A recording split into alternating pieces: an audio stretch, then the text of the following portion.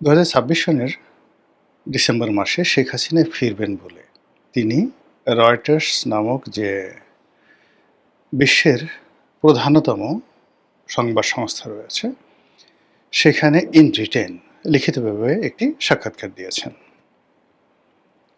তারপর সেই সাক্ষাৎকারের প্রেক্ষিতে তিনি বাংলাদেশে ফিরে আসলে তার কী ধরনের বিপদ হতে পারে, বিপত্তি হতে পারে, কেন তিনি আসবেন, এই কথাগুলো সংক্ষেপে বলার চেষ্টা করেছেন। তো তিনি যে সকল কথাবার্তা বলেছেন তার মধ্যে ১ নম্বর হলো যে তিনি ডিসেম্বরে ফিরবেন। শুধু একা ফিরবেন না, সঙ্গে তার যারা নেতৃবৃন্দ রয়েছেন তারাও ফিরবেন।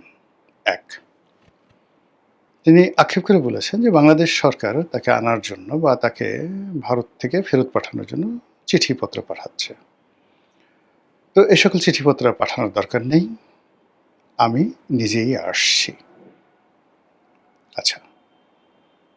এর আগে তিনি যে কথাগুলো বলেছিলেন সেখান থেকে ১৮০ ডিগ্রি অ্যাঙ্গেলে সরে এসেছেন। তিনি এসে এইবার আত্মসমর্পণ করবেন, জেলে যাবেন এবং যে বিচারিক প্রক্রিয়া রয়েছে সেগুলো মোকাবেলা করবেন। তিনি নিজেকে সাবমিট করেছেন বা তার একটা পোলাইট সাবমিশন আমরা লক্ষ্য করলাম। তিনি যেটি বলার চেষ্টা করেছেন যে তার ভুলভ্রান্তি হয়েছে। দীর্ঘদিন ক্ষমতায় থাকলে একটি সরকার সচরাচর যে ভুলগুলো করে তাদেরও সেই ভুল স্বাভাবিক।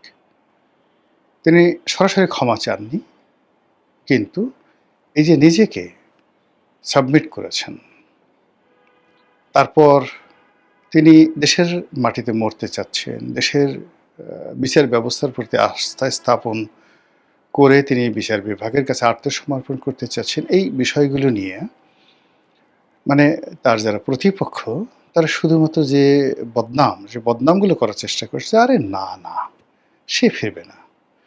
সেখানে সে রাজার হালে আছে। এ সকল কথাবার্তা বলেন উনি নিজেকে চাঙ্গা রাখার জন্য, দলের নেতাকর্মীকে চাঙ্গা রাখার জন্য, এবং তিনি যে এখনো বেঁচে আছেন। পৃথিবীতে তার যে অস্তিত্ব আছে এটি জানান দেওয়ার জন্য সে বিদেশে বসে সকল বলছে।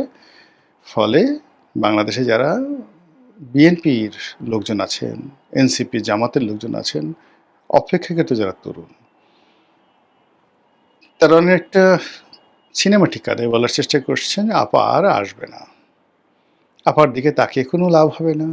তারপরে অন্য সব বাংলা ভাষায় যে সকল গালাগাল ইদানিং তারা শুরু হয়েছে, যেভাবে সিডিআই টিডিআই দিয়ে বিভিন্ন কথাবার্তা বলে, ওভাবে শেখ হাসিনা এবং তার বংশজনকে নিয়ে নানা রকম সিডিআই তারা চালিয়ে যাচ্ছেন।